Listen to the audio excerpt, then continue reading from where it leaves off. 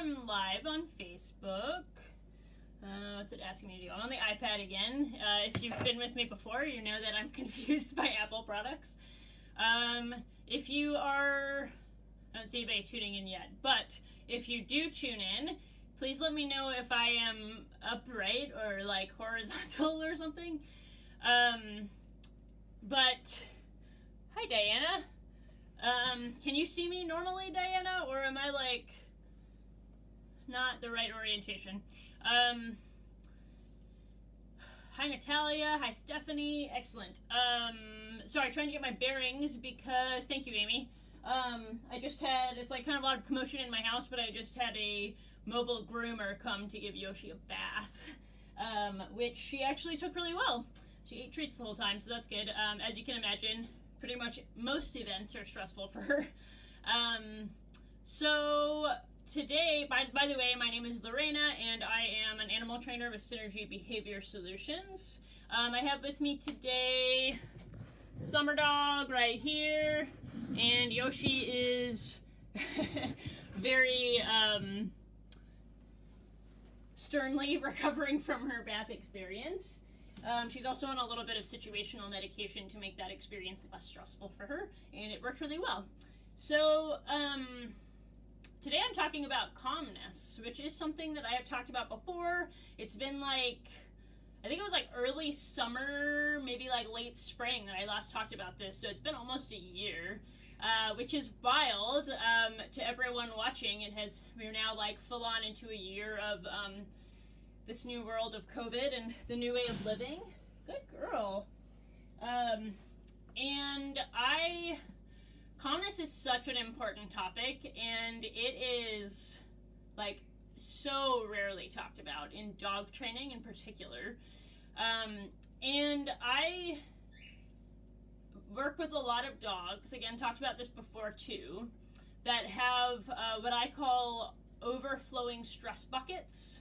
So just like a quick rundown, hi Allie, just a quick rundown on like the metaphor of the stress bucket. It comes from like child psychology in like the early 90s or something, and it's been extrapolated to all different industries. It's true for all species that have stress hormones in their body, which is all of them, I'm pretty sure, because stress is how we survive. But basically the stress bucket is a metaphorical analogy for understanding how stress hormones work in our body, and it's very individual and it's very situational. So people who, if you think about like various stressors throughout the day, and I'm talking about distress and eustress. Distress being negative stress and eustress being positive stress, which a lot of the time are the same chemicals in our bodies, and we have the same physiological response. It's just a different emotional valence. These sorts of stressful events are what fill our bucket, so to speak. And everybody has a different size bucket, and everybody also has a different size hole in the bottom of the bucket from which our stress drains out. And you probably know people who are sometimes annoying in how calm and relaxed they are all the time, and they seem to have like infinite size stress bucket, and things just wash right through them, and they're just chill all the time. And then you probably know people who always have an overflowing stress bucket and seem to be like on edge, tense a lot, sort of like in crisis all the time. And then there's everybody in between. So a lot of people, I think, and dogs have this too, is obviously what I'm saying, and a lot of people understand that negative stressful events clearly stress their dog, and a lot of people also understand like, oh, my dog went to the groomer this morning, they don't really like the groomer, and they were more reactive on our neighborhood walk. And most people can be like, oh yeah, that's probably like a little bit of what's happening, which is an important but also a little bit of a rudimentary understanding of how stress might be affecting your animal. So the vast majority of the dogs that I work with have overflowing stress buckets and are not spending enough time in calmness and rest to recover. So we need to rest in order to recover from the stress of being alive and also from stress depending on the context. So this is like a slight aside, it's like a story that I think is relevant. I think about it often. I used to teach puppy classes, and I if you've heard me talk about play and engagement, if you are doing positive reinforcement training correctly, you know over time that it's not really the food that is why the animal continues to perform the behavior. As far as behavior science goes, it's about a history of reinforcement and about rehearsing a particular behavior. What we practice is what we get better at, and it's what we choose more often. It becomes more and more of a default. But also the engagement itself is really what gets dogs learning, at least in the way that I train. And so that's why here I have my dogs kibble. And when I was teaching puppy classes, people would be like, well, I don't know what treats to use. They were like always really hung up on treats. And I was like, yes, we absolutely need to talk about food reinforcement, different levels of value for treats, etc. But I was pretty serious about, like, it's really not the food, especially when people would say to me, why does he do it for you and not for me? And I was always like, yeah, but it's actually because I'm engaging, and I work hard to make sure the animal is enjoying the interaction, and that's why I train through games. And everybody's nodding in the class, and this particular class, there's a local dog training school, and they've partnered with a company that I was teaching for, and they would have their students come and observe classes. So there was a dog training student observing this class and listening to me say that. And throughout the class, people were noticing how engaged the puppies were when I would demo things. And then I would say, like, yes, like, treats are important, but what's way more important is the way that you are interacting with the animal. That's what's really reinforcing, is the relationship. So I say that over and over throughout the class, and everybody's like, oh, okay, wow, that's great. And they're trying to get more excited and interact with their puppies, and it's super cool to see. And then it's the end of class, and I've said this probably 10 times during this class at this point, and everybody's like, it's like blowing their minds, and they're super excited when they get responsiveness from their puppy because they're being silly and engaging. And everybody leaves, and the student came up to me, and she was like, hey, and I had said during the class, like, a lot of people always say, what treats are you using? I need to get those treats so my dog is really engaged. And I'm like, it's my dog's kibble. That's what I'm using. And it, like, blows their minds, right? So I told my students that, and she came up to me after the class, and she was like, great trainer, like, super well-informed human, like, did great work with dogs. And she came up to me and said, hey, I know, she was like, I know that you say it's about engagement and play, but actually, what treats are you using? And I laughed because I thought she was kidding, and then I was like, oh no, you're serious. And I was like, no, like, I was not lying to my students. It is kibble. It's my dog's kibble. I'm not telling them things and then secretly using hot dogs and bacon, like, and she was really, really surprised. And so it was just like an interesting example of her thinking, like, yes, that's what I'll tell my students, but I don't really believe it, which is really interesting because I think that happens a lot when I'm talking about calmness and, and ditching the walks. Like, when I say, don't do that with your dog, work on calmness, you don't need to exercise your dog like that. People are like, yeah, but really, how do I exercise my dog? And I'm telling the truth, and it might be a radical shift. It's a paradigm shift for sure, but it's a needed shift because it works and it's based in science. This is also how humans recover.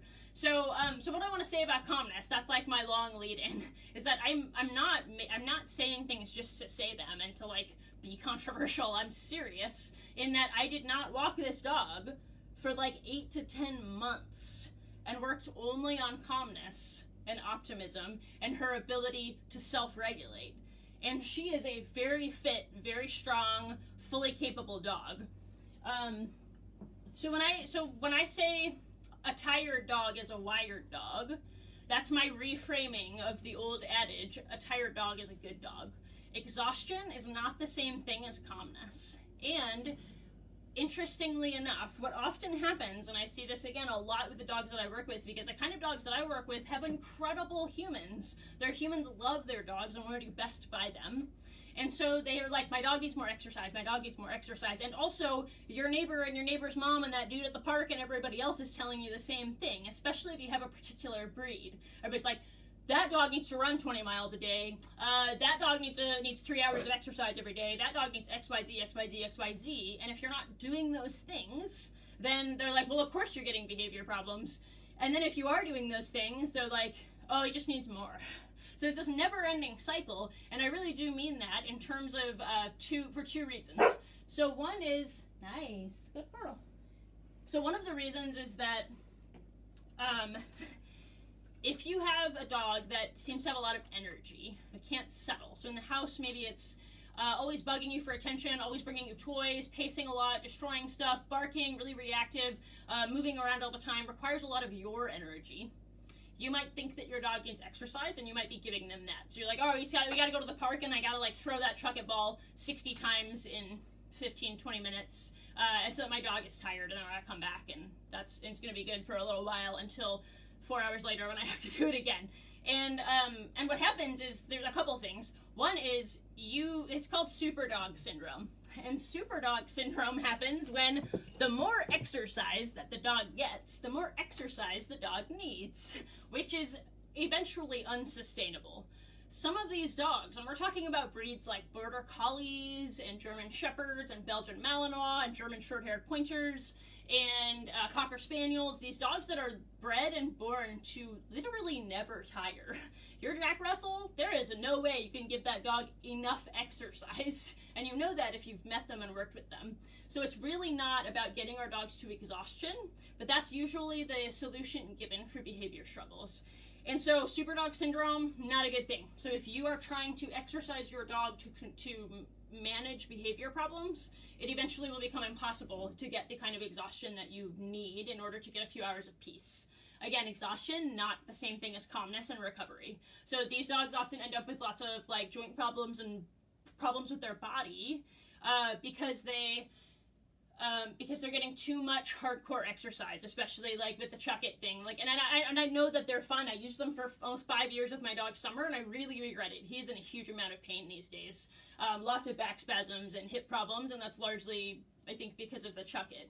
That's not a natural way for dogs to exercise. So those kinds of explosive, repetitive behaviors, not good for their body, not good for their brain, which brings me to the other piece, which is that doing excessive exercise in order to get what you feel like is calmness, because we think that we need this balance, like my dog needs exercise, or a certain amount of it, is that what actually happens is that you end up with a dog with constantly elevated stress levels, and so then they're not able to come back down. So if your dog is having explosive activity, whether that's daycare all day, or chuck it, or running around at the dog park every single day for hours, you're going to get a dog that is basically their brain is like wired for more and more stimulation, and they're not able to settle. So that's why a lot of dogs, a lot of like people that I talk to, they will say, they'll be like, yeah, but at the end of the day, it's always in the evening that their dogs have this witching hour, especially like adolescent dogs and puppies, but true for older dogs too. It was true for Yoshi for a long time. And I just want to show you. So that is the way that Yoshi spends most of her time. Hang on, I gotta fix this again. Is it gonna work? Or is it gonna fall over? Oh no! Hang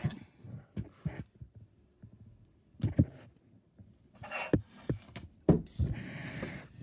Oh, iPads. I don't understand how you're supposed to work. There we go.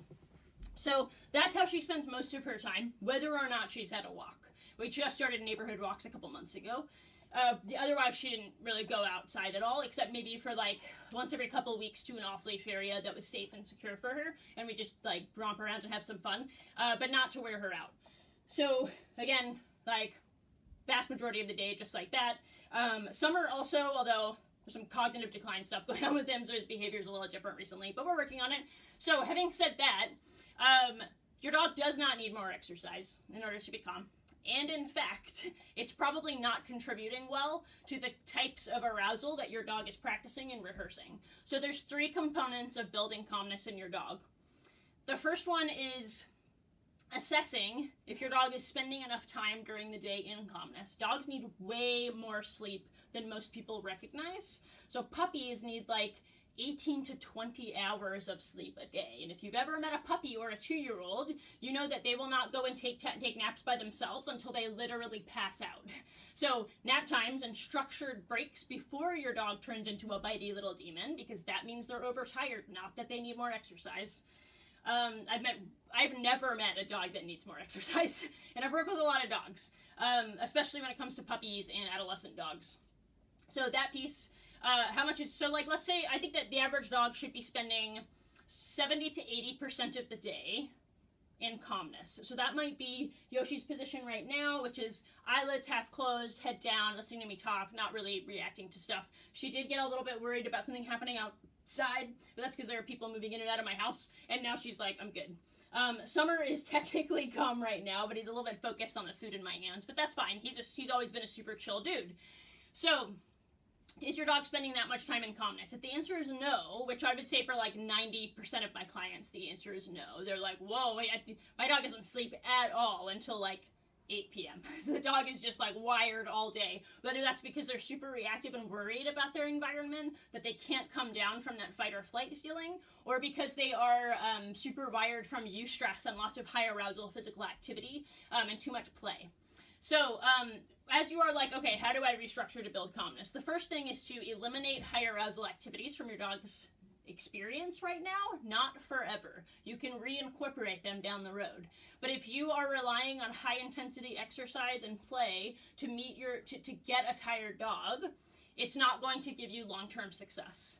So instead of going for that 6-mile run in the morning and then going to the dog park for an hour and then throwing the truck in a bunch to get your high energy breed tired, or your like weird mutt or your obnoxious puppy tired, think about stimulating their brain. So ditching the food bowl 100% is a great option. Like, that's the way to go for right now. Ditch the food bowl, have your dog work and play for their food. Something that most people are not giving their dogs enough of are long-term chew items. So every single dog, I think, should get at least one long-term chew a day, and I would call those like passive calming activities. Other examples of passive calming activities would be like snuffle mats, and any activity where the dog is able to use their nose or lick and chew a lot. Those behaviors are scientifically proven to lower heart rate and to lower blood pressure and to create like a Zen type feeling for the dog. Go on sniffy walks instead of marching around the neighborhood quickly walks. So let your dog use their nose, let them slow down into a more moderate pace of movement, and practice that moderate, relaxed pace instead of the 200% flat out run or passed out. Those are not good extremes. Think about, so passive calming activities, some long-term chews every day. I would say that if you have a dog that is particularly challenging behaviorally, then multiples a day. So for my dogs, that's usually bully sticks, but most often it's frozen Kongs. So at this point, my dogs get at least, I have like 18 Kongs, and I just pack them once a week and put them in the freezer, and I just put canned dog food in there. So that's like, my dogs mostly eat kibble, so canned dog food is pretty high value to the average dog, and it gives them part of their daily food allowance in a nutritional way. Please don't take a Kong and fill it entirely with peanut butter. It's not good for your dog. There's other stuff to put in there. So I usually plug it up with a dollop of peanut butter, but make sure that there's stuff in there that's actually part of your dog's daily food ration. It's not just like a bunch of junk food. It's okay for sometimes though. And I also use like smoked and raw marrow bones, but really talk to your vet, be careful what you're using, because some of those things can chip teeth. Some dogs don't chew them appropriately, or they try to ingest stuff they shouldn't. So be conscious about your individual dog. Frozen Kongs and topples are the easiest option. If you are just introducing these objects to your dog, don't immediately go for a fully packed frozen Kong. That's not going to be easy for your dog. Keep it easy, build their frustration tolerance and their ability to work at the entire chew, and then eventually you can use fully frozen Kongs. And most dogs, they should stay busy with a fully frozen, fully packed Kong for like 40 minutes or so. It should be a busy time. Even for my super chewer pit bull, it takes her about 40 minutes, I'd say. So, passive calming activities. The other thing that's really important is management. So most of the dogs that I meet have way too many options during the day. And just like the average 2-year-old, they're not going to pick the good ones or the restful ones if they have too many choices. So we need to set up the environment to make it easy for our dogs to rehearse the behaviors we want. It's not just going to happen. So that is why I have a pen that breaks up this room. Yoshi's crate is over there, and I have a tether in my kitchen attached to my dining table. So she needs more management to rest, and she's doing a great job now. She's falling asleep because she doesn't have anything any choices to make. She's just chilling on the other side of the gate. Summer has always been really good at choosing calmness, so he needs less management for that. So management is for real. Choices are stressful. Remove options from your dog if you notice they are consistently choosing high arousal, stressful, reactive ones. Most of the time when dogs are pacing a lot, barking a lot, having a hard time, the instant you put that dog in a crate or behind a pen or behind a gate or with a long-term chew, they're like out. And that means that you should have headed that off before. They were already tired. So make sure that your dog is getting appropriate naps for their particular temperament and individuality. Like, again, Summer will go and do that on his own. Yoshi will probably always need a little bit of, occasionally like, do you need to just go in your crate and chill? And she's like, yes, and then she goes to sleep. So, that, and then the last piece that is also really important is as you ditch the bowl, so here's the rest of my dog's breakfast, pretty much. They earned a lot of it on their very short walks this morning. And, what was I going to say? Oh, yeah. So think about investing, I would say, like 70 to 80%, again, of your dog's daily food ration in calmness. So what that looks like is passive calming activities, so Kongs and chews and stuff like that, which is just set it and forget it. It shouldn't be a lot of work. The other thing that you're going to do is capture calmness. So when you notice your dog displaying a calm behavior, and that's calm for that individual dog. So right now, where Yoshi is at in her learning, this is calm. She's been in the exact same position since I showed her to you. And her eyes are still open, and she's just kind of like watching what's happening, but she's chilled out. So that is when I will take a piece of kibble, moderate to low value, just your dog's regular food, you don't need to say anything, and you're going to go over to your dog and just gently place a piece of food in front of them, and then walk away. So when you capture calm, and again, depending on where your dog's at, that could just be a moment of your dog standing still and not barking. It could be them just sitting down. It could be them just turning their head away from you and disengaging for a brief moment. What does calmness look like for the dog in front of you right now? Capture that. Don't wait for this, because your dog's not there yet. For Yoshi, it was the first time that I ever was able to truly capture calm. She was on a leash and we were seated, and I was like almost in tears because she was so stressing me out when she was younger. And I finally was like, I'm just going to sit here and wait. And she finally took a breath and her body relaxed, and I started feeding to the floor. And then I remember it very distinctly because it felt like it was like magical rainbows and sunshine. It was like the first time that I saw a glimmer of hope, that I was like, oh my God, maybe this dog can actually do this. And now look at her. So the first time it was like just her shoulders relaxing and her eyes just a little bit less hard, and then feeding. And now she's out. I don't even have to close her crate. It's like almost every morning if she's like having a hard time settling after a walk or something, and she's like marching around to the windows thinking that she needs to react to stuff, I'll be like, do you need to go in your crate? And she'll like sigh and then go in her crate and lay down. I have to go close it, and then I can go and reward her for being calm, and then she goes to sleep. So you will get there, but you have to build it. So 2 things can happen. I know I'm already over time here, and I have a client soon, so I gotta go. But 2 things can happen when you capture calm. So Summer right now is about as calm as he gets when there's food involved, and he's like watching me, but he's not super stiff and his eyes are pretty soft. So I just take a piece of food and I place it in front of him. If you notice across the room that your dog is being calm, you take a piece of kibble and you want to go over and reward them. 2 things can happen. One is you are going to you get up and start to walk toward your dog, and they get up and come toward you like, oh my gosh, what's happening? You just ignore them and walk back to where they were being calm, place the piece of kibble, and then walk away and ignore until you see another calm behavior. Again, that could be behind a gate, it could even be in a crate, it could be tethered next to you. Whatever management helps your dog settle or choose calm behaviors and then be rewarded for it. The other thing that can happen is you get up and you walk over and you place the treat down in front of them on the ground, and they eat it, and then you go to walk away and they come with you like, let's do more of that, what are you doing? And if that happens, you ignore them until they offer another calm behavior. So initially I had to invest most of my dog's daily food, especially for Yoshi, into calmness, and for a while I was even doing almost entirely puzzle feeders and passive calming activities for her, because even just interacting with me was too much. But she's, again, like kind of varsity level weird dog. But for most dogs, I can, for the vast majority of my clients, I can say, put your dog on a leash, sit down, relax into your chair, and wait. And within a few minutes, we usually have a dog, even with the most challenging dogs, we usually have them laying down on the floor, eyes relaxing, shoulders relaxing, if not, like, head down. So most dogs can achieve it quickly, and that doesn't mean it'll be the first session for you and your dog. So I just want to go back and see some of the comments really quick before I leave.